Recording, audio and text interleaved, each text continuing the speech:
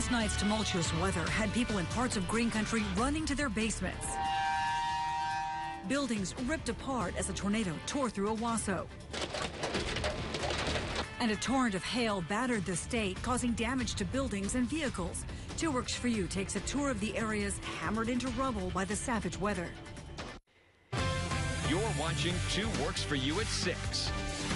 Now, despite damage in Green Country, we're very thankful that no one was hurt after several tornado and thunderstorm warnings just seemed to pop up last night. That is for sure. We were here keeping you informed as the threats kept going for about 6 hours.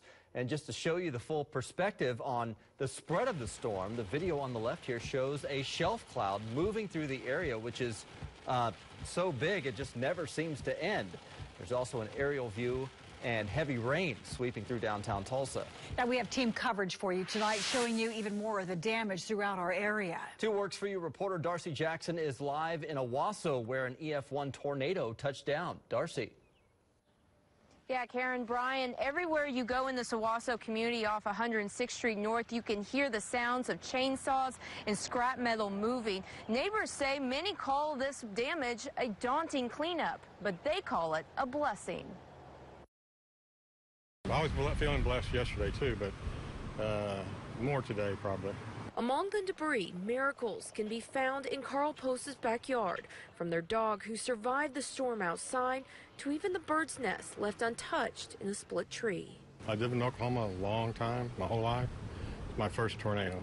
His fence is destroyed, his roof covered with a tarp, but Post is optimistic he was spared from the worst. It wasn't as bad as we thought it was. It just sounded terrible, so we thought the whole top story was going. Folks all over the neighborhood are also taking a survey of the damage. Rogers County Emergency Management says they're grateful no one was injured and no one lost their home. We've got about 60, a little 60 or a little bit more homes that have been involved. It's a lot of outbuildings, a lot of carports. There's not a trampoline that survived the neighborhood, I don't think. That's not to say there won't be rebuilding. It could take weeks for new fences and limb removal. But like the miracles that surround him, Post says he'll persevere to tackle the work ahead. We'll move on. Like I said, the main goal right now is just get a roof on, and everything else just kind of fall in place. Now that the National Weather Service has confirmed this as an EF1 tornado, emergency management will report all of this damage back to the state, but they don't anticipate any emergency funding coming to Rogers County. In Owasso, Darcy Jackson, 2 Works for You. Okay, thank you, Darcy. And it was thanks to your help, our viewers, that we've been able to see many areas hit by the storm. And for an expert's point of view on those pictures and videos, we go to 2 Works for You meteorologist Brandon Woolley. Brandon. Brian, yesterday's severe weather may not have been the worst we've experienced here in town, but it did cause some damage in certain areas.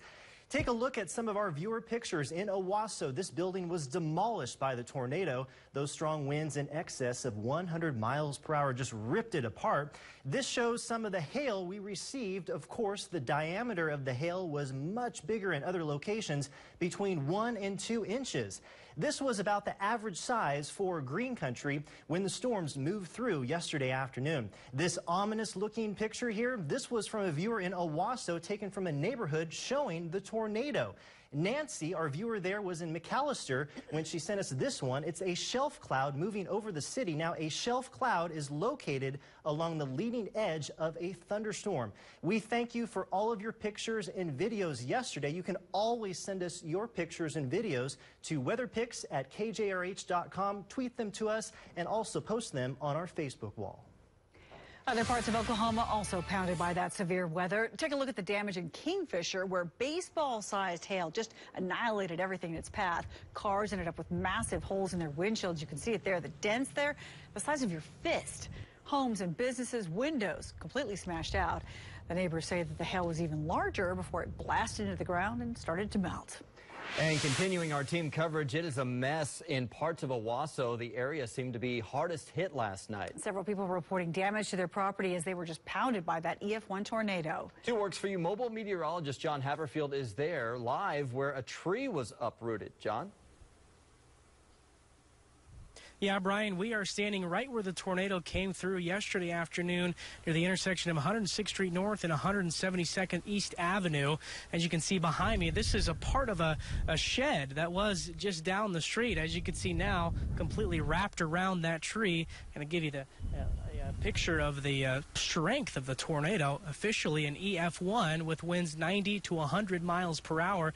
We do know that it is a pretty narrow damage swath, and we do know it was a small tornado as well, and it spun up very quickly. But thankfully, everybody here reported okay, no injuries with this tornado yesterday, so that is the good news. Near Owasso, meteorologist John Haverfield, 2 Works for You. Well, last night's weather was kind of a trial by fire for our new chief meteorologist, Mike Collier, and you definitely passed with flying colors. Oh, thank you. Thank you. Yeah, I've been covering weather for 17 years and privileged to be here covering severe weather. Luckily, nicer weather heading our way for Mother's Day. Good news there. Exactly. As we get started right now, live radar. All is quiet. No rain. We had some showers earlier today, well down in far southeastern parts of Oklahoma, southwestern Arkansas. That's moving away from the area. Temperatures right now very nice outside in the mid-70s with north winds coming in 14 miles per hour. So we have mostly fair skies at this hour as the sunshine and drier weather returns to the region. And that's what we're tracking right now. Warmer weather expected to return this weekend. We'll have your latest Mother's Day forecast. Plus, there is a chance for some severe weather in the extended. More details on that with your full 7-day forecast in just a few minutes. All right, thank you, Mike. Happening now, testimony wrapped up today in the manslaughter trial of Tulsa police officer Betty Shelby. The prosecution and defense both pleading their cases. 2 Works for You reporter Katie Wisely is at the Tulsa County Courthouse where the trial is moving quickly. Katie. A few Tulsa County Sheriff deputies took the stand this afternoon, as well as Sheriff Vic Regalado, who says that Officer Shelby was exceptional while at the sheriff's office. Officer Betty Shelby arrived on time, as well as the Crutcher family. Inside Judge Doug Drummond's courtroom, both sides on edge. The judge made an announcement. He said the defense would be allowed to discuss Crutcher's past interactions with police and the times when he resisted arrest, but would not be able to go into detail of time he spent in prison or exact details of other crimes. Perhaps the judge thinks that it's better to let this evidence in to avoid the prospect that there will be an appeal on those grounds.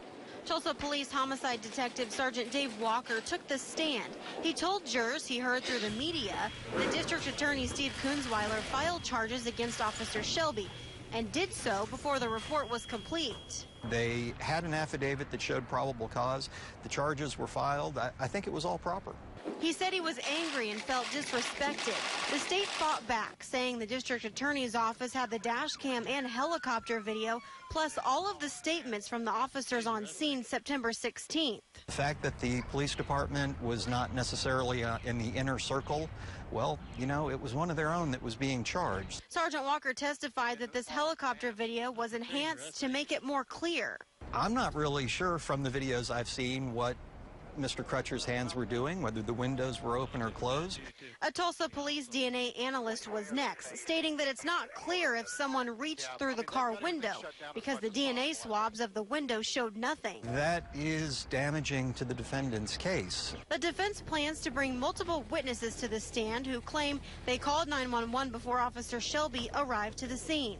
Terrence's sister, Dr. Tiffany Crutcher, took the stand this afternoon. She pointed out that her brother has a prosthetic eye and is right-handed. Testimony will continue with the defense on Monday. Reporting downtown, Katie Wisely, 2 Works for You. New since 5, an ominous image as a Muskogee County Sheriff's deputy is just ruthlessly beaten and choked unconscious. Now, a manhunt is underway to find the 2 men responsible for this savage crime. 2 Works for You reporter Tony Russell is in Muskogee County to check on any leads. It's a phone call no sheriff wants to have. The dispatch center waking him up in the middle of the night, telling him one of his deputies got beaten up on the side of a road. Just after midnight on Wainwright Road, one of Sheriff Rob Frazier's deputies pulls behind a dark-colored Ford Expedition stopped in the road with no license plate. As he did, the driver of the vehicle got out and started approaching the deputy. Deputy tells him to get back in his vehicle because that's an officer safety issue. Sheriff Frazier says the driver and another man believed to be a passenger jumped out and started beating and choking out his deputy. When the deputy comes to, the SUV speeds off towards Morris. Sheriff Frazier says his investigators won't rest until the two suspects are caught. It's very severe. It's a major violent crime. I can tell you right now, these two guys are lucky they're alive. My deputy's lucky he's alive. So we're fortunate that we're just working an assault on a police officer, but it very well could have easily been a double homicide or an officer-involved death. Paramedics took the deputy to the hospital. Tonight, the deputy is recovering at home with scars and scrapes. We're confident that we'll find who did it. The sheriff says they're looking for two black men and that the driver has a scar underneath his eye. He says if you spot the car, to call 911. Near Wainwright, Tony Russell, 2 Works for You. A touching moment as a hardworking teacher's dream comes true. Why it's the first step to revitalizing a local neighborhood. And Green Country has one last hope to bring the state baseball title home. Caden breaks down what's next for our saving grace.